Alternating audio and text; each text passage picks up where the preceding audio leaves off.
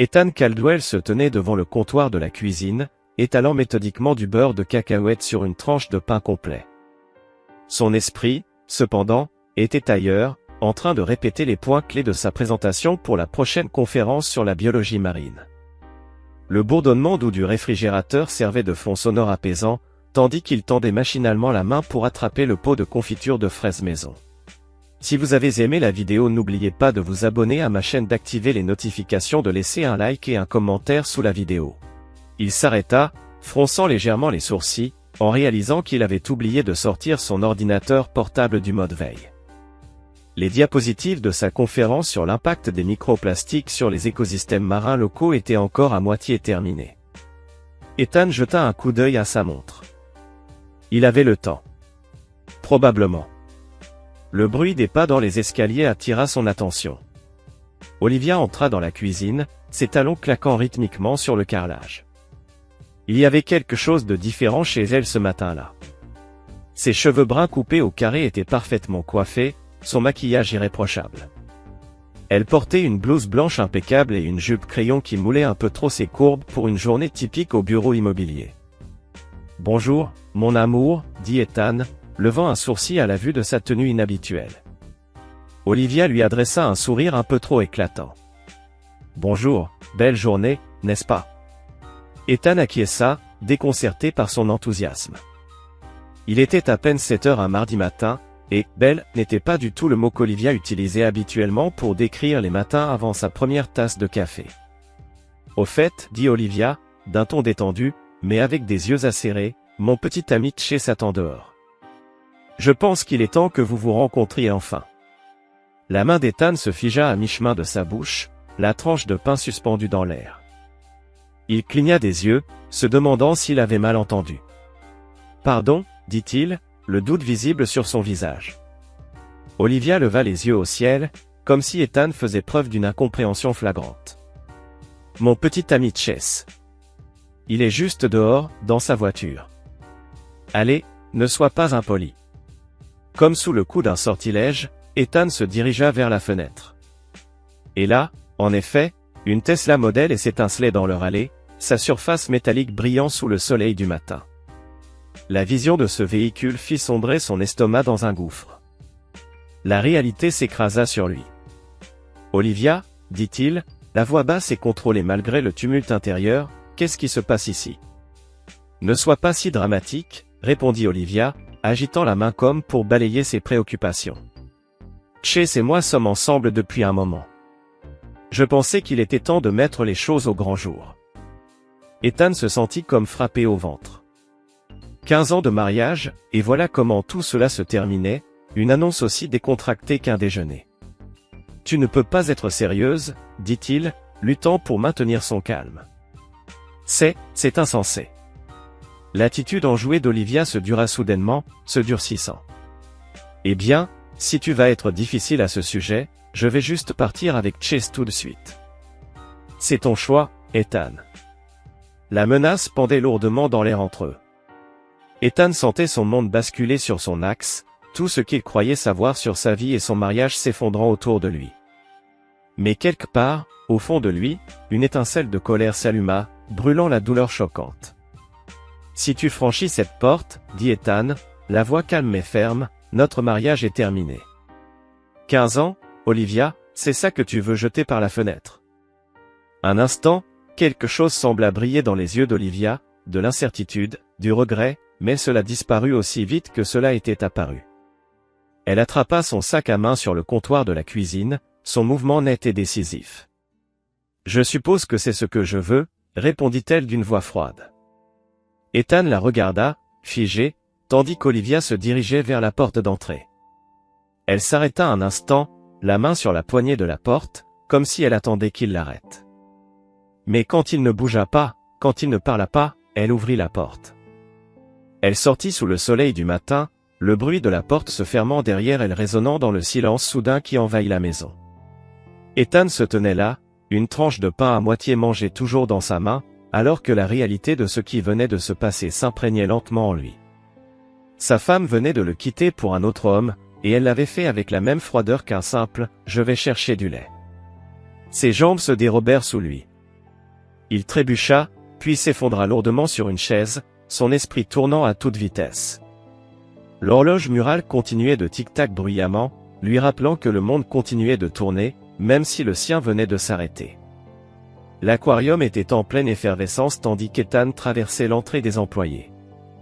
Il salua mécaniquement le gardien de sécurité, son esprit toujours plongé dans les événements du matin, qu'il revivait en boucle. En passant devant l'aquarium tropical, les couleurs vives des poissons lui parurent ternes, comme si toute la joie avait été aspirée du monde. Il n'entendit même pas les voix enthousiastes d'un groupe d'enfants pressés contre la vitre, pointant un poisson perroquet particulièrement coloré. Dans son bureau, Ethan fixa l'écran de son ordinateur, les yeux vides. La présentation inachevée sur les microplastiques semblait se moquer de lui. Comment pouvait-il se concentrer sur son travail alors que sa vie personnelle venait de s'effondrer? Son téléphone vibra insidieusement, et une vague d'appréhension le traversa. Il regarda l'écran, une série de messages d'Olivia illumina la surface. « Je veux la moitié de tout. Mon avocat prendra contact avec toi. Ne pense pas que tu peux m'avoir. Je sais tout sur tes finances. Ne tente même pas de cacher quoi que ce soit. Je vais te prendre tout ce que tu possèdes. » Un frisson de nausée envahit Ethan. La femme qu'il avait aimée et avec qui il avait bâti une vie le menaçait désormais comme s'il était un ennemi. Il posa le téléphone face contre table, incapable de le regarder plus longtemps. Un léger coup à la porte de son bureau le fit sursauter. Il tenta de chasser ses pensées sombres en levant les yeux. Dr Maya Patel, sa collègue et amie, glissa la tête à l'intérieur. « Ethan, ça va? On dirait que tu as vu un fantôme. » Il tenta de sourire, mais ce fut plus un rictus forcé. « Maya, je ne sais même pas par où commencer. » Maya entra dans le bureau, ferma la porte derrière elle et s'assit en face d'Ethan, ses yeux remplis de préoccupation. Que s'est-il passé? Les mots dévalèrent d'Ethan précipitamment. Il lui parla d'Olivia, de Chase, du petit déjeuner surréaliste qui avait mis fin à son mariage. Tandis qu'il parlait, Maya passa de l'inquiétude à la stupéfaction, puis à la culpabilité. Lorsqu'il eut terminé, Maya resta silencieuse un moment, avant de soupirer profondément. « Ethan, je suis désolé. J'aurais dû dire quelque chose. » Le cœur d'Ethan fit un bond dans sa poitrine. « Qu'est-ce que tu veux dire ?» Maya baissa les yeux, gênée. « J'ai vu Olivia quelquefois avec un homme que je ne reconnaissais pas. Il semblait proche, mais je ne pouvais pas en être sûr, et je ne voulais pas causer de problème si je me trompais. » La révélation frappa Ethan comme un coup physique. « Tu savais et tu ne m'as rien dit? » « Je suis désolé, Ethan. Je n'aurais pas dû garder ça pour moi. Je ne voulais pas détruire ton mariage si je me trompais. » Ethan s'affaissa dans sa chaise, comme si un coup de vent violent l'avait frappé. « Qui d'autre savait ?» demanda-t-il, la voix faible, à peine un murmure. Maya hésita avant de répondre. « Je pense que quelques autres l'ont remarqué. Il y a eu des murmures, tu sais comment ça va dans ce genre d'endroit, mais personne n'a voulu être celui qui te le dirait. » À cet instant, Ethan se rendit compte des regards qui se tournaient vers lui à travers les parois en verre de son bureau, des regards pleins de pitié, des conversations qui s'arrêtaient brusquement dès qu'il levait les yeux. La nouvelle s'était répandue, et maintenant il était devenu le centre des commérages au bureau. La honte le brûlait vif. Combien de temps cela avait-il duré? Combien de temps avait-il été l'idiot, celui qui ignorait tout, alors que tout le monde autour de lui savait la vérité? Avant qu'il ne s'enfonce davantage dans ses pensées, son téléphone sonna. C'était l'urgence du programme de sauvetage des tortues marines. Ethan ferma les yeux, prit une profonde inspiration et répondit à l'appel. Le travail. Il pouvait se concentrer sur le travail. C'était la seule chose qui lui restait. Le soir, la maison était étrangement silencieuse lorsqu'Ethan rentra. Il se tenait dans l'entrée, les clés toujours en main, scrutant la scène devant lui. La maison semblait avoir été frappée par une tornade particulièrement sélective, les tiroirs ouverts, leur contenu éparpillé sur le sol, les endroits où les objets décoratifs d'Olivia avaient été placés étaient maintenant vides. Dans le salon, le vase antique qu'il avait reçu en cadeau de mariage de sa grand-mère manquait à sa place d'honneur sur la cheminée. Le cœur lourd, Ethan se dirigea vers la chambre. La porte du placard était grande ouverte. Le côté d'Olivia était vidé de ses affaires. Sa boîte à bijoux avait disparu, tout comme les photos encadrées de sa famille qui ornaient autrefois la table de chevet d'Olivia. Ethan s'assit lourdement sur le bord du lit, la tête dans ses mains. La réalité de la situation s'imprégnait enfin en lui. Ce n'était pas simplement une dispute, ce n'était pas juste Olivia qui soufflait de la vapeur. Elle était partie. Vraiment partie. Son téléphone vibra soudainement, le sortant de sa torpeur. C'était un numéro inconnu. Monsieur Caldwell, demanda une voix professionnelle lorsqu'il décrocha. C'est Sandra du département des fraudes de la Coastal Credit Union. Nous avons remarqué des activités inhabituelles sur votre compte joint avec Olivia Caldwell. Il y a eu plusieurs gros retraits. Des accusations internationales, nous voulions vérifier si ces transactions étaient autorisées. Ethan sentit le sang quitter son visage. Non, dit-il d'une voix rauque. Non, elles ne sont pas autorisées. Qu'est-ce qui se passe exactement avec le compte? Alors que Sandra détaillait les transactions, une froide fureur monta en lui. Olivia ne l'avait pas seulement quitté, elle l'avait dépouillé. Leur compte épargne commun vidé, leurs cartes de crédit partagées atteintes de limites maximales. Après avoir raccroché, Ethan resta un moment assis, sous le choc. Puis, avec un sursaut d'énergie, il se précipita vers son bureau à domicile. Il devait sécuriser tout ce qui lui restait. Il devait comprendre l'étendue des dégâts que Olivia avait causés. Alors qu'il fouillait dans des classeurs et des relevés anciens, un dossier attira son attention. Il portait l'étiquette « Ancien projet de travail », quelque chose qu'il n'avait jamais pris au sérieux auparavant. Mais maintenant, avec la suspicion colorant chaque pensée, il l'ouvrit. À l'intérieur se trouvaient des documents qui glacèrent son sang, des transactions immobilières douteuses, des propriétés vendues bien en dessous de leur valeur marchande à des entreprises fictives, des commissions gonflées. Tout était là, noir sur blanc, une trace de fraude que Olivia avait exécutée sous son nez. La main d'Ethan trembla alors qu'il attrapait son téléphone. Il défila dans ses contacts, s'arrêtant sur un nom qu'il n'avait pas appelé depuis des années, Zoé, sa sœur, avocate d'entreprise à New York. Il s'était éloigné au fil des années, chacun absorbé par sa propre vie, mais maintenant, il avait besoin d'elle. Le téléphone sonna 3 fois avant que Zoé décroche. Ethan? Sa voix était surprise mais chaleureuse. Ça fait longtemps, tout va bien. Ethan répondit d'une voix brisée, j'ai besoin de ton aide. Tout s'effondre. Pendant l'heure qui suivit, Ethan confia toute l'histoire à sa sœur, la trahison d'Olivia, la dévastation financière, les preuves de fraude qu'il avait découvertes. Zoé écouta, plongée dans un silence choqué, n'interrompant que pour poser quelques questions de clarification.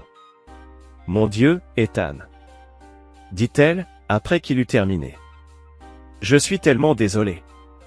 C'est un vrai cauchemar, mais écoute-moi bien, on va régler ça. Je vais t'aider à traverser tout ça. » Pour la première fois depuis ce matin-là, Ethan ressentit un éclat d'espoir. Il n'était pas seul dans cette épreuve. Il avait des alliés. Il avait une chance de se défendre. Au fil de la soirée, Ethan et Zoé élaborèrent un plan, options juridiques, mesures de contrôle financier, étapes pour se protéger des activités frauduleuses d'Olivia. À chaque décision prise, à chaque stratégie définie, Ethan se sentit un peu plus fort, un peu plus maître de la situation. Quand il raccrocha, les premiers rayons de l'aube perçaient les fenêtres. Ethan se leva, s'étira et marcha jusqu'à la cuisine. Il se prépara une tasse de café, fort et noir, et se posta devant la fenêtre. Dehors, le monde semblait inchangé, le chat du voisin rôdait dans le jardin, les oiseaux entamaient leur chant du matin. Mais tout avait changé pour Ethan. L'homme naïf qui s'était réveillé ce matin-là n'était plus là. À sa place, se tenait quelqu'un de nouveau, quelqu'un de déterminé, quelqu'un qui ne laisserait pas la trahison d'Olivia le détruire. Quelqu'un qui allait se battre. Alors qu'il regardait le soleil se lever, Ethan se fit une promesse à lui-même, il récupérerait sa vie. Il trouverait un moyen de continuer et il s'assurerait qu'Olivia et son petit ami Chase ne s'en sortent pas impunément. De l'autre côté de la ville, Nora était assise dans son bureau faiblement éclairé, les doigts volant sur son clavier alors qu'elle plongeait plus profondément dans la vie d'Olivia Caldwell et de Chase Blackwood. Détective privée, Nora avait vu son lot de divorces houleux et d'espionnage industriel, mais quelque chose dans cette affaire la mettait sur ses gardes.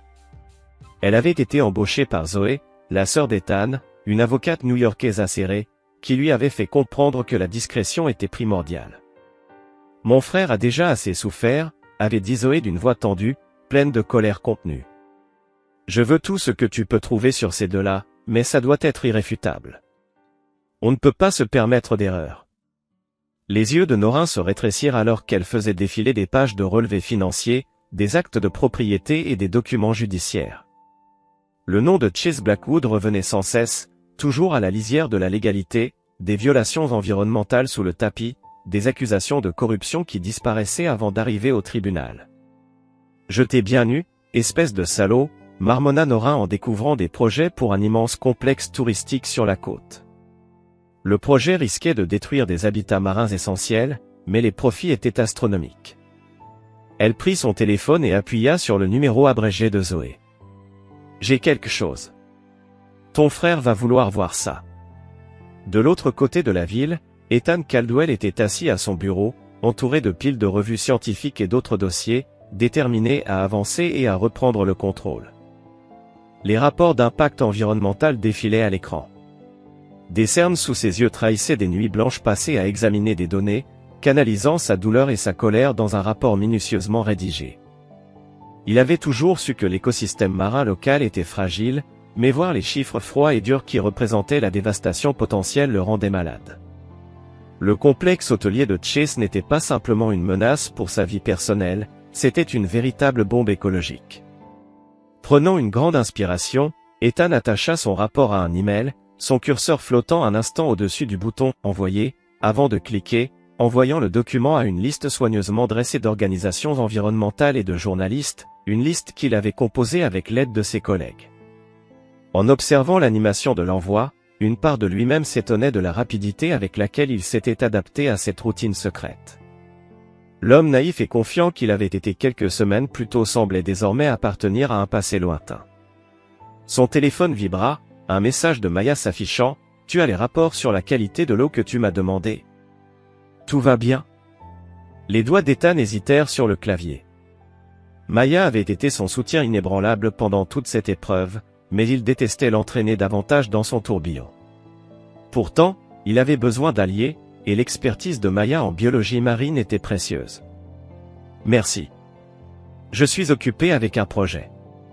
Je te tiendrai au courant plus tard. » À peine avait-il posé son téléphone que celui-ci vibra à nouveau, un appel de Nora cette fois. « Monsieur Caldwell, dit-elle d'une voix claire. J'ai des informations concernant les activités professionnelles de votre femme. Vous allez vouloir les voir. Délit d'initié, mauvaise gestion des fonds des clients. Ce n'est pas joli. » La mâchoire d'Ethan se contracta. Chaque nouvelle révélation sur Olivia lui semblait une nouvelle trahison, rouvrant des blessures qu'il pensait refermer. « Envoyez-les-moi, dit-il d'une voix rauque. « Merci, Nora. » Après avoir raccroché, son regard se posa sur une photo encadrée sur son bureau, lui et Olivia, en lune de miel, les visages baignés de soleil, riant sur une plage à Bali. D'un geste brusque, il renversa le cadre, le mettant face contre table. Le centre communautaire bourdonnait de tension à mesure que les habitants affluaient pour la réunion municipale. Des affiches annonçant le complexe de luxe de Chase Blackwood couvraient les murs, avec des images éblouissantes de piscines à débordement et de parcours de golf, qui semblaient se moquer des visages inquiets des locaux. Ethan se glissa dans un siège à l'arrière, le cœur battant. Il avait échangé sa chemise boutonnée et son pantalon kaki contre un simple sweat à capuche et un jean, déterminé à se fondre dans la foule. Dans son sac, il tenait fermement un dossier contenant des copies de son rapport sur l'impact environnemental, chaque page étant un acte d'accusation contre le développement proposé. À l'avant de la salle, Chase Blackwood se tenait, imposant dans son costume sur mesure, un sourire confiant sur le visage alors qu'il serrait des mains avec les responsables locaux. À ses côtés, Olivia resplendissait dans une robe rouge, dont le prix dépassait probablement le salaire mensuel d'Ethan. La vue de leur complicité raviva une douleur lancinante dans la poitrine d'Ethan, mais il refoula la vague d'émotions. Il ne pouvait pas se permettre que ses sentiments influent sur ses décisions. Pas maintenant.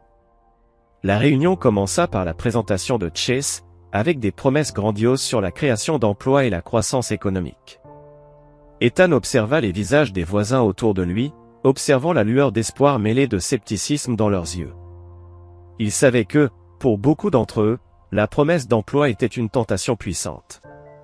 Lorsque la parole fut donnée pour les questions, la main d'Ethan se leva immédiatement.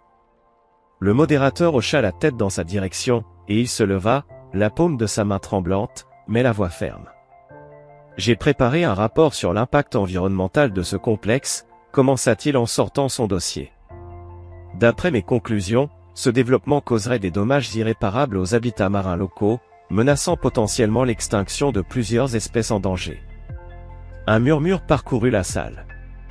Le sourire de Chase s'effaça un instant avant qu'il ne le rétablisse, intervenant avec assurance. Je vous assure que nous avons mené des évaluations environnementales rigoureuses. Mais Ethan était prêt. Il énuméra les statistiques et les citations, sa formation scientifique transparaissant dans chaque mot soigneusement choisi. À mesure qu'il parlait, il voyait la compréhension s'installer sur les visages autour de lui. Les dégâts causés par ce complexe n'étaient pas un concept abstrait, c'était une menace directe pour leur maison, leurs moyens de subsistance, leur mode de vie. Olivia, reconnaissant la voix d'Ethan, pâlit. Ses yeux balayaient nerveusement son mari et Chase. La panique se lisait clairement sur son visage. Quant à Chase, il peinait à garder son calme, ses répliques devenant de plus en plus désordonnées face à la rigueur des recherches d'Ethan. Lorsque ce dernier conclut sa présentation improvisée, la salle se transforma en une véritable tempête de débat. À l'extérieur, un groupe d'activistes écologistes, manifestement informés de la réunion, avait pris place avec des pancartes de protestation contre le complexe. La réunion se transforma en chaos, les citoyens inquiets assaillant Chase et Olivia de questions auxquelles ils n'étaient pas préparés. Ethan se faufila discrètement hors de la salle, le cœur battant à la fois d'adrénaline et de la lourde réalité qu'il venait de dévoiler. Il était presque arrivé à sa voiture lorsqu'une main se posa sur son épaule, le faisant tourner brusquement.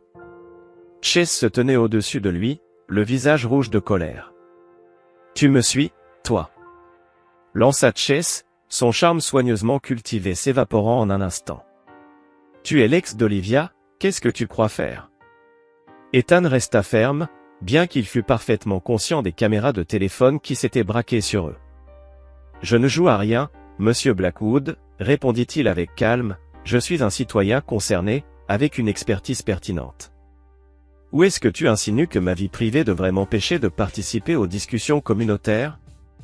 La prise de Chase se resserra, ses articulations blanchissant sous la pression. Un instant, Ethan pensa que l'homme allait vraiment lui asséner un coup.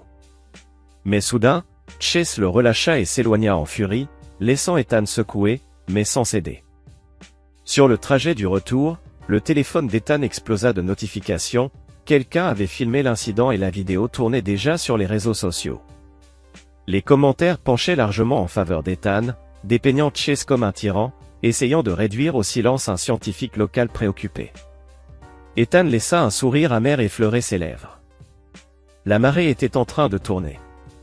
Maya Patel fixa l'écran de son ordinateur, son front plissé de soucis. Le site d'actualité locale était inondé d'images de la réunion de la veille, y compris une photo particulièrement peu flatteuse de Chase Blackwood, semblant menacer Ethan. Elle minimisa une fenêtre de navigateur juste à temps pour voir Ethan entrer dans le laboratoire, visiblement épuisé, mais paradoxalement plein d'énergie. « Belle performance hier soir, dit-elle, gardant un ton neutre. « Ça va ?»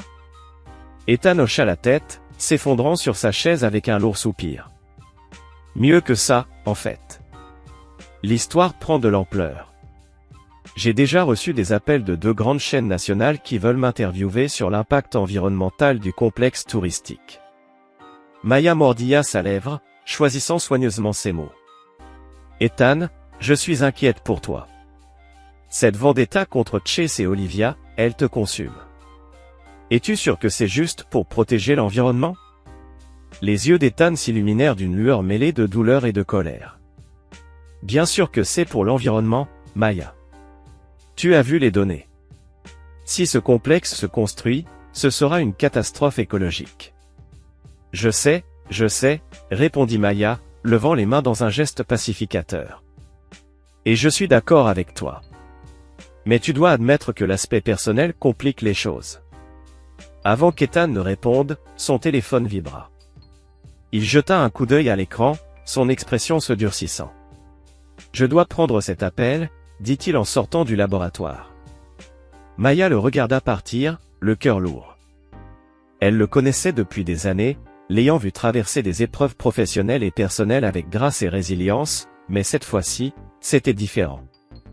Il y avait quelque chose de dur en lui désormais, une froideur qu'il n'avait pas avant. Elle se tourna de nouveau vers son ordinateur, se concentrant sur les recherches qu'il devait faire. Le programme de sauvetage des tortues marines nécessitait leur attention. Les drames personnels pouvaient bien attendre. Pendant ce temps, à l'autre bout de la ville, Olivia était assise dans son bureau, fixant l'écran de son ordinateur d'un regard vide. Sa boîte de réception était inondée de messages de clients inquiets, chaque email lui enfonçant un clou supplémentaire dans son cercueil professionnel. Elle sursauta lorsque la porte de son bureau s'ouvrit brutalement, son assistante paniquée. « Mademoiselle Caldwell, le conseil d'éthique est là. Ils exigent de vous parler immédiatement. » Le sang d'Olivia se glaça. « Pourquoi ? » C'est à propos d'une dénonciation anonyme, des accusations de délit d'initié et de mauvaise gestion des fonds des clients. Le monde sembla basculer autour d'elle. Olivia se saisit du bord de son bureau, son esprit en effervescence. Comment avait-il découvert cela? Qui cela pouvait-il être? Ethan? Cela ne pouvait être que lui. Lorsque les membres du conseil d'éthique entrèrent dans son bureau, leurs visages fermés, Olivia sentit sa façade soigneusement construite commencer à se fissurer. À l'autre bout de la ville, Chase Blackwood arpentait son bureau somptueux, le téléphone collé à l'oreille. « Qu'est-ce que tu veux dire? Tu ne peux pas obtenir les permis. » lança-t-il furieux. « Peu importe le prix, fais-le. » Il claqua le téléphone, passant une main dans ses cheveux impeccablement coiffés. Le projet du complexe se désagrégeait. Les investisseurs commençaient à paniquer à cause de la presse négative, et Olivia. Chase jeta un coup d'œil à son téléphone, 3 appels manqués d'Olivia en l'espace d'1 heure. Il les ignora, comme il l'avait fait ces derniers jours. Elle devenait un fardeau. Et Chase Blackwood ne s'occupait pas des responsabilités. Alors que le soleil se couchait sur la ville, Ethan se retrouvait une fois de plus devant l'aquarium, bien après que la plupart de ses collègues soient rentrés chez eux. Il se tenait devant le gigantesque bassin qui abritait leurs tortues de mer sauvées, observant les créatures gracieuses glisser à travers l'eau. Monsieur Caldwell. Ethan se tourna pour voir la directrice de l'aquarium, Dr. Harriet Chin, s'approcher avec une expression préoccupée. Harriet. Ethan hocha la tête en se redressant. Tout va bien? Dr. Chin soupira, son visage habituellement sévère se radoucissant légèrement. Ethan, nous devons parler. Ton travail ces derniers temps est exemplaire, comme toujours, mais je m'inquiète de la quantité de temps que tu passes sur cette campagne contre le Blackwood Resort. Ethan ouvrit la bouche pour protester, mais Dr. Chin leva la main. Je comprends tes préoccupations environnementales, crois-moi, je les partage. Mais tu dois faire attention à ne pas mélanger des vendettas personnels avec des responsabilités professionnelles. L'aquarium ne peut pas être perçu comme prenant parti dans ce qui devient un affrontement public et de plus en plus désagréable. La réprimande fit mal, mais Ethan savait qu'elle avait raison. Il avait frôlé la ligne dangereuse en utilisant sa position à l'aquarium pour donner de la crédibilité à sa croisade contre Chase et Olivia. Je comprends, dit-il enfin. Je ferai plus attention à la séparation à l'avenir.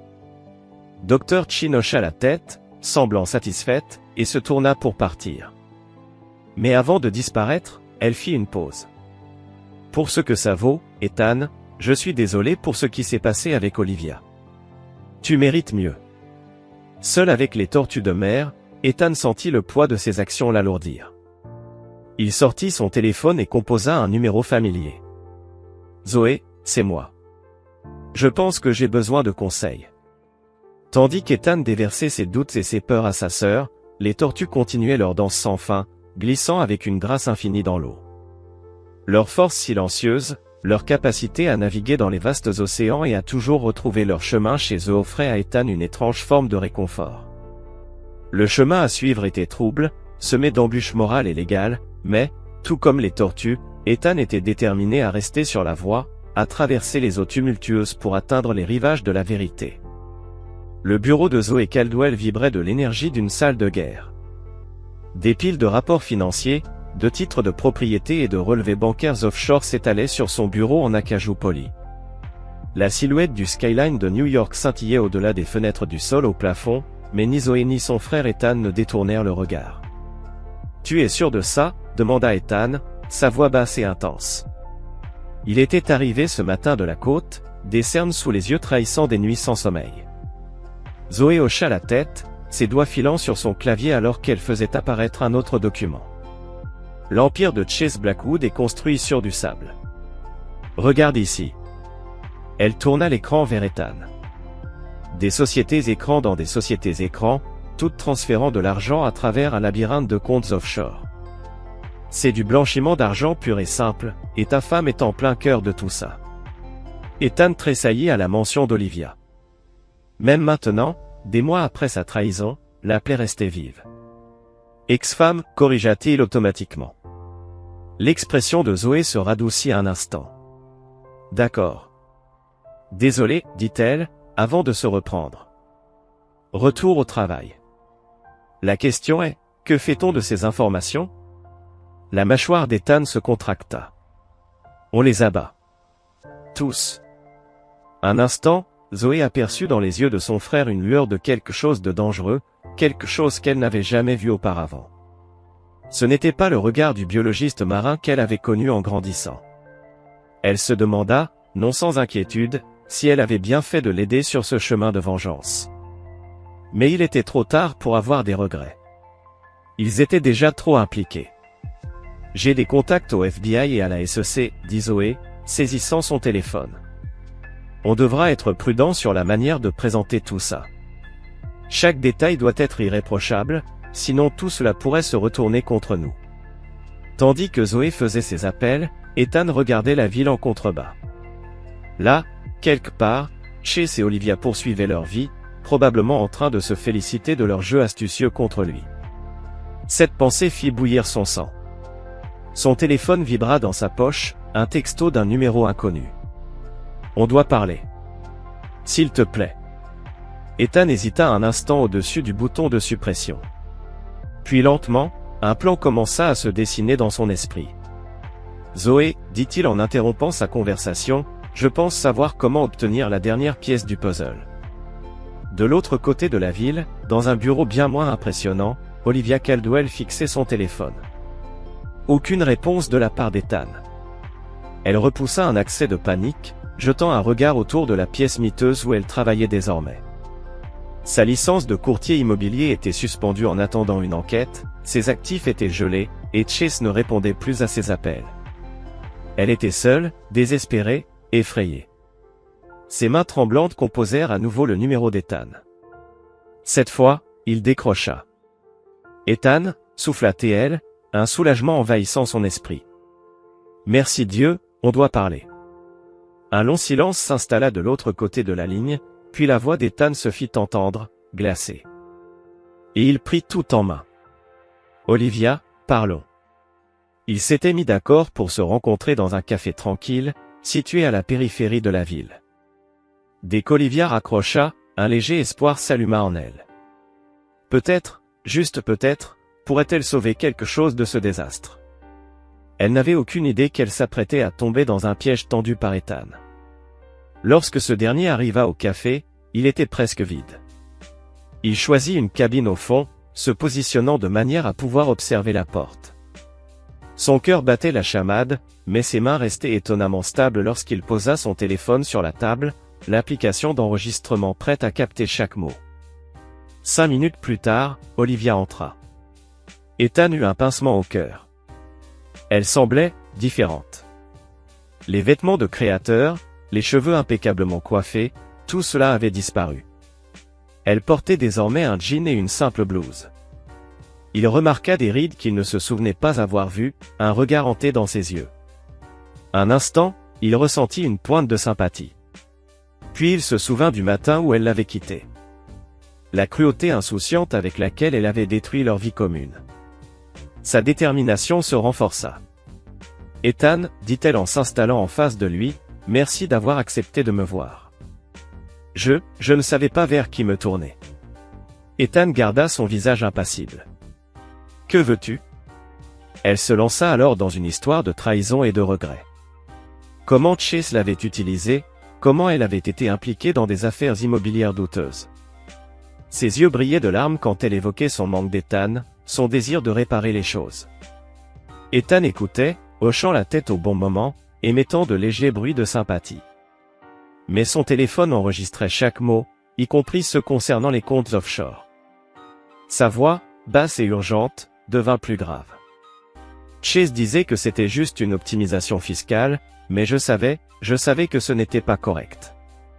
J'aurais dû dire quelque chose, m'interposer.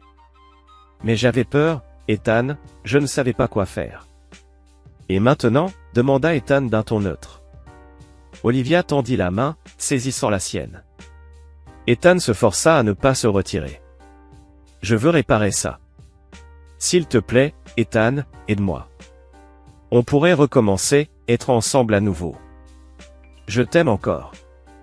Les mots qu'Ethan avait si longtemps désiré entendre résonnèrent maintenant comme des échos vides à ses oreilles. Il regarda la femme en face de lui, celle qu'il avait aimée pendant 15 ans, et ne ressentit rien. Ni colère, ni amour, ni haine, juste un vide profond. Je vais y réfléchir, dit-il en se levant. J'ai besoin de temps. Alors qu'il quittait le café, laissant Olivia en larmes derrière lui, Ethan sentit un poids se lever de ses épaules. Il avait ce dont il avait besoin maintenant, le dernier morceau du puzzle. Il était temps de mettre fin à tout ça. Le calme de l'aube fut brisé par le bruit de la porte qui se brisa en éclats lorsque des agents du FBI envahirent la maison de Chase Blackwood. À l'intérieur, le chaos éclata. Les agents se précipitèrent dans les pièces, saisissant ordinateurs, dossiers, tout ce qui pouvait contenir des preuves de crimes financiers. Chase, en pyjama de soie et peignoir monogrammé, observa, médusé, la destruction de son monde soigneusement construit. C'est une erreur, blêmit-il, gonflant la poitrine. Vous savez qui je suis, vous savez qui je connais. L'agent principal, une femme au regard acier, haussa un sourcil. Monsieur Blackwood, nous savons exactement qui vous êtes. C'est précisément pour cela que nous sommes ici. Alors que Chase était emmené menotter, ses yeux se posèrent sur un visage familier, celui d'Ethan, qui observait, les mains dans les poches, le visage impassible.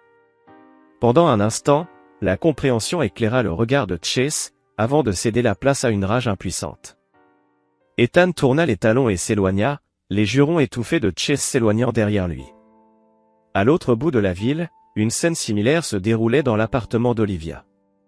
Elle partit sans résistance, la tête baissée, toute énergie disparue. Lorsqu'une voiture de police s'éloigna, elle aperçut Maya Patel qui la regardait depuis sa voiture, un mélange de pitié et de dégoût sur le visage. Au centre aquatique, Ethan arriva pour trouver un endroit en effervescence. Le personnel était réuni en groupe, murmurant frénétiquement. Le docteur Chin l'intercepta à l'entrée de son bureau, son visage grave. « Ethan, il faut qu'on parle, dit-elle en l'invitant à entrer. Les retombées de l'arrestation de Blackwood nous frappent durement. Le projet du complexe aquatique était lié à une grande partie de notre financement. Nous faisons face à de lourdes coupes budgétaires. » Ethan sentit le sang lui monter à la tête. Dans sa quête de justice, avait-il sans le savoir mis l'aquarium en danger? Et la vie marine qu'il protégeait était désormais en danger. Il y a plus, continua le docteur Chin, sa voix devenant plus douce. Étant donné votre lien personnel avec cette affaire, le Conseil remet en question votre position ici. Certains demandent votre démission. Les mots frappèrent Ethan comme un coup physique. L'aquarium était sa vie, sa passion. L'idée de le perdre, en plus de tout ce qu'il avait déjà perdu, le frappait de plein fouet. Avant qu'il puisse répondre, un tumulte se fit entendre à l'extérieur.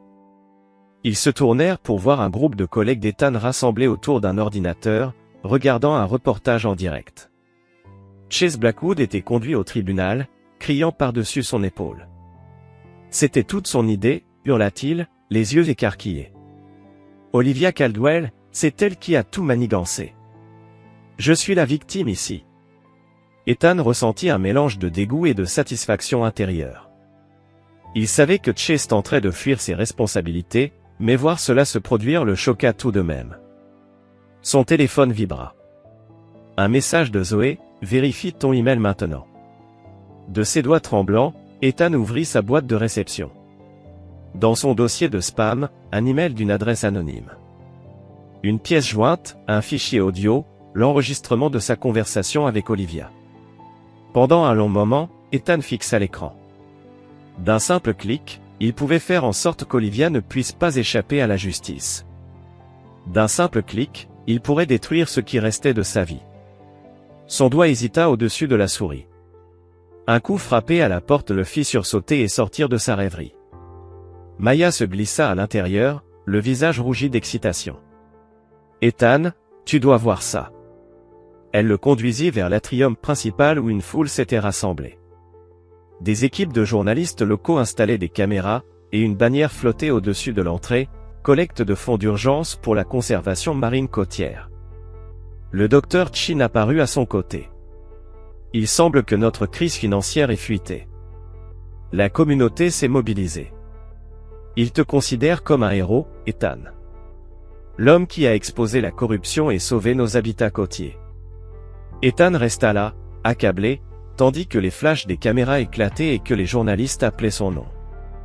Il ressentait une étrange déconnexion, irréelle. Ce n'était pas ainsi qu'il avait imaginé la fin de son cheminement, quand il avait pris la voie de la vengeance. Il regarda autour de lui les visages de ses collègues, voyant l'espoir et l'admiration dans leurs yeux. Puis il pensa à Olivia, à Chase, aux vies qu'il avait contribué à détruire. À cet instant, Ethan comprit qu'il se trouvait à un carrefour. Il pouvait embrasser ce nouveau rôle, utiliser son influence pour faire le bien, ou faire un dernier pas vengeur, s'assurer qu'Olivia paie pleinement pour sa trahison. Il savait que ce choix définirait non seulement son avenir, mais l'homme qu'il deviendrait. L'aéroport international de Logan bourdonnait d'activité. Les voyageurs se précipitaient dans tous les sens, traînant des valises et hurlant au téléphone au milieu du chaos. Chase Blackwood avançait avec détermination, une casquette enfoncée sur les yeux et un sac de sport jeté sur son épaule. La liberté était si proche qu'il pouvait presque la goûter. Un jet privé l'attendait sur le tarmac, prêt à l'emmener dans un pays où il serait à l'abri. Tout ce qu'il avait à faire était de passer la sécurité. Chase esquissa un petit sourire alors qu'il approchait du point de contrôle. Il avait prévu cette situation. Il avait des ressources cachées que même les autorités ignoraient. Il reviendrait, plus fort que jamais. Et quand il le ferait, Ethan Caldwell et tous ceux qui s'étaient dressés contre lui paieraient. « Votre passeport, s'il vous plaît » dit l'agent de la TSA en tendant la main. Chase plongea la main dans sa veste, la confiance émanant de chaque pore de sa peau. Puis il se figea. Là où son passeport aurait dû être, il n'y avait rien d'autre que de l'air vide. « Monsieur » insista l'agent, fronçant les sourcils. La panique monta dans sa gorge. Chase se tapa frénétiquement sur les poches. Pas de passeport. Pas de billet. Tout avait disparu. Une main se posa sur son épaule. Charles Blackwood, demanda une voix autoritaire. FBI. Vous êtes en état d'arrestation pour tentative de fuite devant la justice. Les menottes claquèrent autour de ses poignets. Les yeux de Chase s'étaient égarés, cherchant une issue désespérée dans le terminal. Là, près d'un magasin de souvenirs, il aperçut Noran, l'enquêteur privé. Ce dernier lui lança un petit signe satisfait avant de disparaître dans la foule. De l'autre côté de la ville, dans une petite salle d'interrogatoire austère, Olivia était assise, la tête dans les mains. Son avocat, un défenseur public fraîchement diplômé, feuilletait des papiers nerveusement. « Mademoiselle Caldwell, j'ai examiné les preuves contre vous. Elles sont substantielles. Le procureur propose un accord de plaidoyer, mais cela signifiera toujours une peine de prison importante. » Olivia l'entendit à peine. Son esprit tournait à toute vitesse, cherchant une issue à ce cauchemar. Il devait bien y avoir un angle, un moyen de retourner la situation à son avantage. La porte s'ouvrit. Et une silhouette familière apparut dans l'embrasure de la porte, et Olivia sentit son cœur s'emballer dans sa poitrine. Mais à la seconde où ses yeux rencontrèrent ceux d'Ethan, une vague de froid traversa son corps, et tout espoir s'éteignit. Le regard d'Ethan était glacé, déterminé, comme si chaque mouvement qu'il faisait était calculé à la perfection. L'espoir qu'elle avait ressenti à son arrivée se dissipa en un instant, emporté par la force de son regard.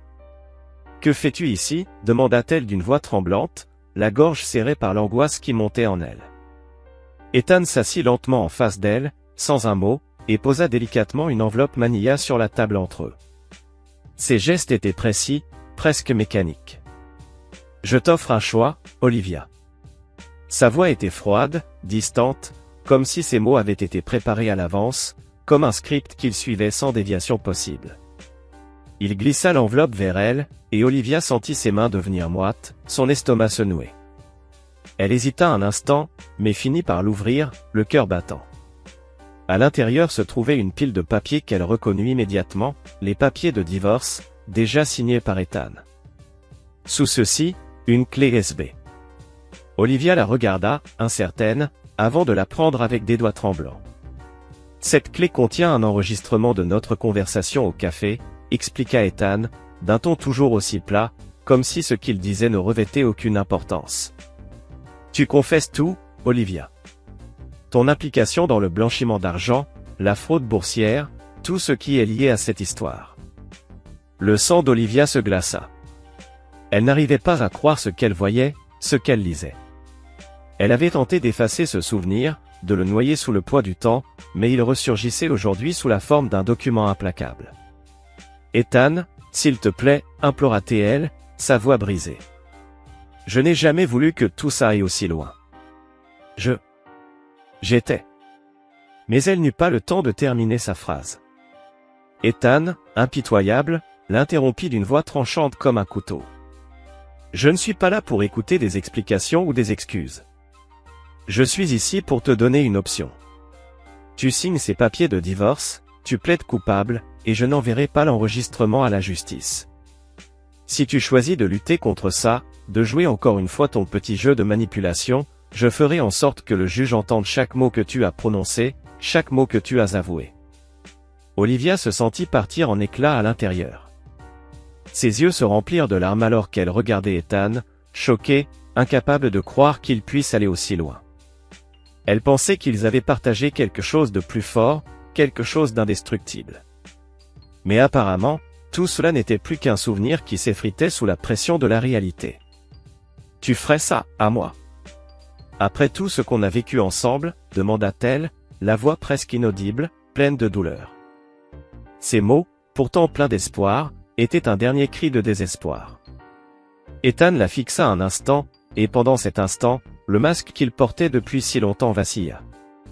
Elle aperçut alors, fugacement, une lueur de doute dans ses yeux, une lutte intérieure, une douleur qu'il ne laissait paraître que dans ce bref instant de vulnérabilité. Mais aussitôt, il se reprit, son regard retrouvant sa froideur initiale. « Tu as fait ça, Olivia. Pas moi. C'est toi qui as détruit ce que nous avions, ce que nous étions. » Il se leva, ses gestes parfaitement maîtrisés, comme un automate en quête de justice. « Je ne fais que m'assurer que la justice soit rendue. » Il boutonna sa veste avec calme, et d'un mouvement sec, il tourna les talons. « Tu as jusqu'à demain pour décider. Choisis judicieusement, Olivia. » Olivia resta là, seule, à fixer l'enveloppe, la réalité de la situation se dressant devant elle, comme une montagne insurmontable. Ethan sortit, la laissant dans un tourbillon de confusion, de douleur, de honte. Mais de l'autre côté de la porte, Ethan ressentait un mélange étrange de soulagement et de tristesse. Une part de lui regrettait ce qu'il venait de faire, mais une autre se sentait enfin libre. Libéré du fardeau de ce passé, de cette femme qu'il avait trahi. Il se sentait libéré de l'emprise qu'Olivia avait eue sur lui, de cette spirale descendante qu'il avait laissé se déployer pendant trop longtemps. Il s'éloignait enfin de cette situation, de cette relation toxique. Et dans le même temps, une petite partie de lui souffrait. À l'extérieur du commissariat, Ethan aperçut Zoé, debout à l'entrée, l'attendant. Elle le fixa intensément, analysant son visage. C'est fait, dit Ethan, d'un ton presque imperceptible. Zoé hocha la tête et l'observa longuement. Ça va? Ethan la regarda, se demandant s'il devait répondre honnêtement. Il inspira profondément avant de répondre, son regard se faisant plus calme, presque distant. Ça ira, oui. Ça ira. Il marqua une pause. Et toi, tu te sens bien? Zoé sourit, une étincelle de malice dans les yeux. Maintenant, on commence à construire quelque chose de solide avec toute cette merde, non? Les semaines suivantes passèrent dans un tourbillon. Ethan se retrouva sous le feu des projecteurs en tant que lanceur d'alerte, l'homme qui avait exposé la corruption au sein de l'entreprise et qui avait contribué à sauver d'importants habitats marins. La campagne de collecte de fonds pour l'aquarium, où Ethan était devenu malgré lui le visage de l'initiative, rencontra un succès colossal. Les nouvelles tombèrent rapidement, Chase et Olivia avaient accepté un accord de plaidoyer. Ils purgeraient une peine, certes, mais moins que ce qu'Ethan estimait être juste. Pourtant, à sa grande surprise, il se rendit vite compte que cette information ne l'affectait pas autant qu'il l'avait imaginé. Il se sentait prêt à tourner la page, à passer à autre chose, à se libérer de ce chapitre sombre de sa vie. Un matin d'automne, Ethan se tenait seul sur la plage, à proximité de l'aquarium. Le soleil commençait à peine à se lever, enveloppant l'horizon d'une palette de couleurs éclatantes, orange et rose. Au loin, il apercevait les bouées marquant les limites de la zone marine protégée, résultat direct de sa campagne contre le complexe touristique de Chase. Il prit une profonde inspiration, savourant l'air salin, ressentant une paix intérieure qu'il n'avait pas connue depuis longtemps. Cette année écoulée, marquée par la douleur, la trahison et la vengeance, semblait désormais s'éloigner, laissant place à une nouvelle ère de tranquillité et d'espoir. « C'est magnifique, n'est-ce pas ?» dit une voix douce derrière lui. Ethan se retourna pour voir Maya s'approcher, 2 tasses de café dans les mains. Elle lui tendit l'une d'elles, et ils se tinrent là, côte à côte, dans un silence confortable, observant ensemble l'aube d'un nouveau jour. « L'initiative de conservation prend vraiment son envol, » dit Maya après un moment. Nous avons déjà reçu des demandes de programmes de biologie marine de tout le pays. Ils veulent s'associer à nous, envoyer des étudiants pour des travaux de terrain. Ethan acquiesça, un sourire discret se dessinant sur ses lèvres. C'est plus que je n'aurais jamais imaginé quand on a commencé. Maya tourna son regard vers lui, son expression soudainement plus sérieuse. Tu as bien agi, Ethan. Malgré tout, tu as bien agi. Ethan soutint son regard, ressentant dans ses yeux la chaleur et l'admiration. Pour la première fois depuis des mois, il sentit une flamme s'éveiller dans sa poitrine, une émotion pure qui n'avait rien à voir avec la colère ou la vengeance. Il lui adressa un sourire sincère. « On a bien agi », rectifia-t-il doucement. « Je n'aurais rien pu faire sans toi. Sans vous tous. » Tandis qu'ils observaient le soleil grimper lentement dans le ciel, Ethan sentit les derniers vestiges de sa douleur et de son amertume se dissiper, laissant place à un sentiment de renouveau. Il se tourna vers Maya, une résolution nouvelle dans les yeux. « Il y a quelque chose que je dois faire. » 1 heure plus tard, Ethan se retrouvait dans un bâtiment gouvernemental sans éclat, face à un agent du FBI au visage fermé. « Monsieur Caldwell », commença l'agent d'une voix grave. « Nous avons reçu des informations intéressantes, des pistes anonymes qui se sont révélées cruciales pour notre enquête contre Blackwood et votre ex-femme, nous avons des raisons de croire que cela vient de vous. » Le cœur d'Ethan se serra à ces mots, la montée d'adrénaline frappant son corps alors qu'il se préparait à répondre. Il acquiesça lentement, sentant son cœur battre de plus en plus vite, mais sa voix resta calme et posée. « Oui, c'est exact, » dit-il d'une voix ferme, bien que intérieurement, une tempête faisait rage. L'agent se pencha en avant, son regard perçant scrutant Ethan comme s'il s'agissait d'un témoignage fragile, un point tournant dans l'affaire. « Nous aimerions vous offrir la possibilité de venir témoigner officiellement. Votre témoignage pourrait s'avérer crucial pour garantir que justice soit faite, et il pourrait avoir un impact significatif sur l'affaire. » Ethan marqua une pause, une multitude de pensées se bousculant dans son esprit. Venir en public signifiait se dévoiler, s'exposer aux regards indiscrets, aux critiques, et risquerait de tout détruire la nouvelle vie qu'il avait cherché à construire depuis tant d'années. Mais à mesure qu'il pensait à ce que Chase et Olivia avaient fait, non seulement à lui, mais à la communauté entière et à l'environnement qu'ils avaient détruit, la conviction grandissait en lui. Il savait ce qu'il devait faire.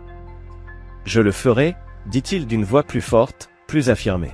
« Je ferai tout ce que vous demanderez. » Les semaines suivantes furent un tourbillon, un enchaînement d'auditions, de déclarations, d'interviews et d'apparitions devant les tribunaux. Le témoignage d'Ethan fit la une des journaux nationaux, dressant un tableau accablant de cupidité des entreprises et de destruction irréparable de l'environnement. Il décrivit en détail comment des décisions prises dans les bureaux climatisés avaient sacrifié l'avenir de milliers d'espèces marines. Chaque mot prononcé semblait peser de tout son poids, un poids qu'il avait porté pendant trop longtemps. Mais au milieu de cette tempête médiatique, Ethan trouva du soutien là où il ne l'attendait pas. Ses collègues de l'aquarium, qui avaient d'abord observé son combat de loin, se regroupèrent autour de lui, se faisant sa défense, sa bouée de sauvetage. Maya, fidèle amie et collègue, lui apporta un soutien constant, sa présence était comme un phare lumineux dans cette mer d'incertitude. Même le docteur Chin, l'homme qui lui avait un jour conseillé de ne pas mêler vengeance et travail, le regardait désormais avec un respect profond, un respect qu'il n'avait jamais montré auparavant. Les gens qu'il avait appris à connaître et à apprécier pendant ces années de travail acharné comprenaient enfin l'importance de son combat, et cela lui donnait une force nouvelle. Au fur et à mesure que les procédures légales s'achevaient, Ethan se lança dans son nouveau projet de conservation marine. Ce projet, né des cendres du complexe défaillant de Chase, avait pour but de restaurer des habitats côtiers menacés et de protéger les écosystèmes marins vitaux. L'initiative de conservation visait à rétablir ce qui avait été brisé par l'avidité humaine. Un soir, alors qu'il travaillait seul à l'aquarium, un visiteur inattendu entra dans la salle. C'était l'agent principal du FBI, M. Caldwell, cette même personne qui avait suivi de près toute l'enquête. Elle tendit la main, son visage grave mais empreint de reconnaissance. « Je voulais vous remercier personnellement pour votre coopération dans cette affaire, » dit-elle, ses mots emplis de sincérité. Votre témoignage a été décisif pour garantir que justice soit rendue et que les responsables soient punis. Ethan serra sa main, un flot d'émotions le traversant. Il était fatigué, mais un sentiment de soulagement, bien que discret, s'empara de lui. « Je suis juste heureux que la justice ait été faite, » dit-il dans un souffle, son regard se perdant dans le vide, comme s'il cherchait à comprendre la profondeur de tout ce qui s'était passé. L'agent hocha la tête, une lueur de gratitude dans ses yeux. Et je pense qu'il est important que vous sachiez que le juge a pris en compte votre rapport environnemental lors de la détermination des peines. Blackwood et votre ex-femme ont écopé de peines supplémentaires pour les dégâts écologiques qu'ils ont presque causés. Ces mots résonnèrent dans l'esprit d'Ethan comme un écho lointain, mais réconfortant. Cela signifiait que ses efforts n'avaient pas été vains. Cela signifiait que la nature, ce qu'il avait toujours voulu protéger, avait une chance de se remettre de cette catastrophe. Alors que l'agent quittait l'aquarium, Ethan s'effondra dans sa chaise, épuisé mais en paix. Il était seul dans la pièce, la solitude lui apportait une étrange forme de réconfort. La guerre qu'il avait menée pendant si longtemps était enfin terminée. Tout cela était derrière lui, et, pour la première fois depuis des années, il se sentit léger, comme un homme qui avait trouvé la paix après une longue bataille. Le matin suivant, il se retrouva une nouvelle fois sur la plage, cette fois accompagné de jeunes étudiants en biologie marine. Ils étaient les premiers participants à son programme de conservation, et leur enthousiasme était palpable. Ils écoutaient attentivement chaque mot qu'il prononçait, absorbant ses connaissances avec une curiosité insatiable. En guidant ce groupe d'étudiants le long du rivage, expliquant les subtilités des écosystèmes marins, Ethan ressentit une connexion plus profonde avec la nature qu'il n'avait jamais éprouvée auparavant. Il n'était plus simplement un homme qui cherchait à réparer ce qui avait été brisé. Il était devenu le guide, le protecteur, l'éducateur. Le soleil se leva lentement, réchauffant l'air, effaçant les derniers frissons de la nuit. Ethan s'arrêta un instant, son regard porté au loin, vers l'horizon. Il aperçut un groupe de dauphins, leurs nageoires brillant à la surface de l'eau alors qu'ils sautaient et jouaient dans les vagues. Un sourire s'étira sur ses lèvres, sincère et sans effort. Ce sourire n'était pas celui d'un homme en quête de rédemption, mais celui d'un homme qui avait trouvé sa place, sa raison d'être. La vengeance qu'il avait animée pendant des années s'était transformée en quelque chose de plus noble. Ce combat qu'il avait mené, la douleur, la souffrance et l'incertitude avaient fini par se transformer en une force positive, une énergie qui construirait un avenir meilleur pour tous. Il se tourna vers ses étudiants, prêt à leur enseigner tout ce qu'il avait appris. Il savait maintenant que ce moment, ce but, c'était cela qu'il avait cherché toute sa vie. Pas la vengeance, mais la rédemption. Pas la destruction, mais la création. Le voyage avait été difficile, les sacrifices immenses, mais alors qu'il se tenait là, prêt à écrire un nouveau chapitre, Ethan savait qu'il n'aurait rien changé. Il avait trouvé son chemin. C'est ainsi que se termine notre histoire. Partagez vos pensées dans les commentaires. Merci pour votre attention. Si cette histoire vous a touché, abonnez-vous à la chaîne, cliquez sur la vidéo à l'écran, et je vous retrouverai là-bas. Never fucking played Bedrock in my life. Yeah, I don't know. I thought he was gonna like raid me or something. So I was like, yes, show me your HUD. I thought it was like some stream inside joke or something. But then he was like, no, literally join my Minecraft world. And it's like, no? Oh, yes. The fuck is a Nevada hut? Bro, you're coming with me.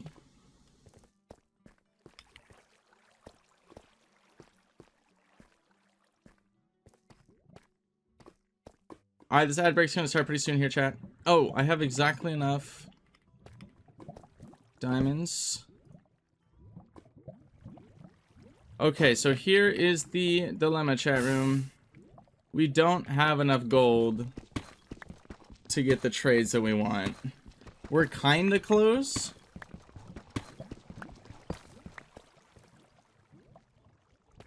We are finally full diamonds. Just excellent.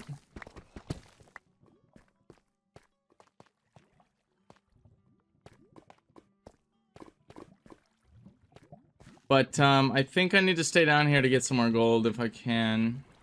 Now I'm finding diamonds everywhere. Oh! Oh, I didn't even have my water bucket out.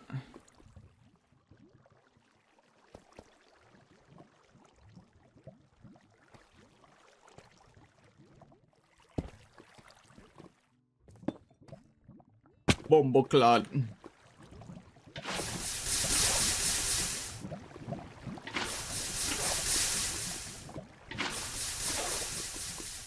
Dude, was I really weirder than that guy?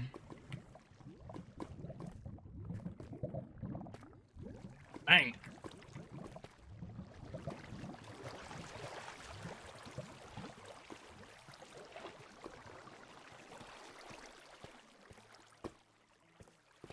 Reeks.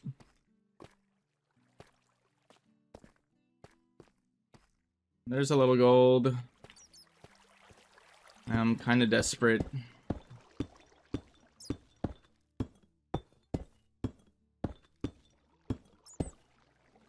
Hello. Oh, the one main. Pain. Is that? Oh, wow, that is diamond way up there.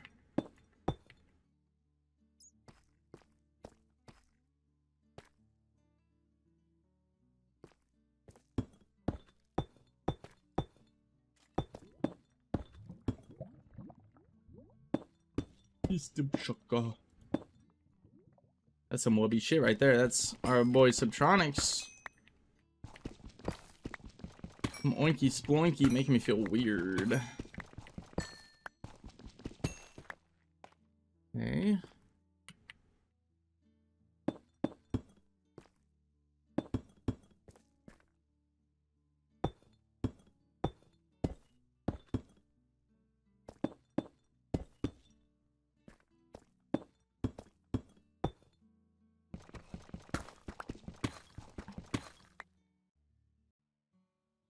Okay.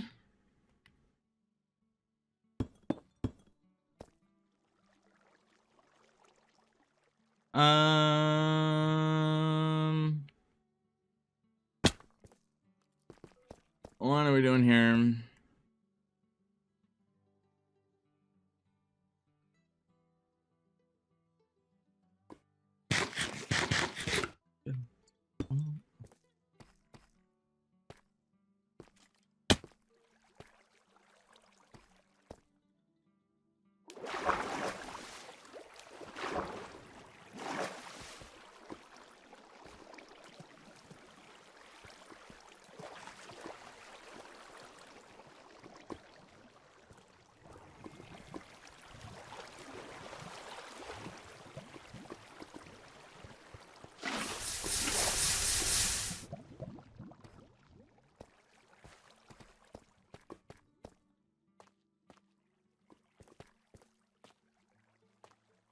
Yeah, okay, I've already been all through here. I think we call it and we go to the surface. What do you say, chat? Ouch! Stop hitting me.